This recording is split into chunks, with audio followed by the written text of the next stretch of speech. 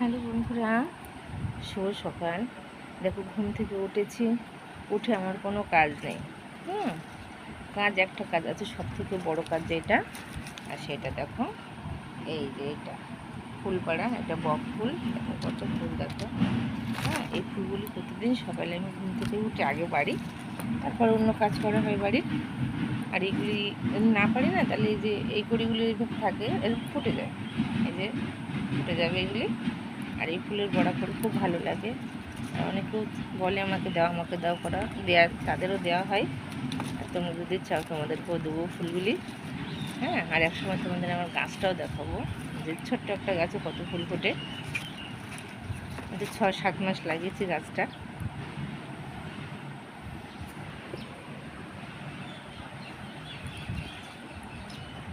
তোমাদেরকে কালী পুজোর অনেক অনেক ভালোবাসা রইলো। কালী পুজোতে আমাদের বাড়িতে এসো। যারা বড় করতে জানো না, পারো না, আমি অবশ্যই তোমাদেরকে খাওয়াবো, ঠিক আছে? বড় করে দেবো।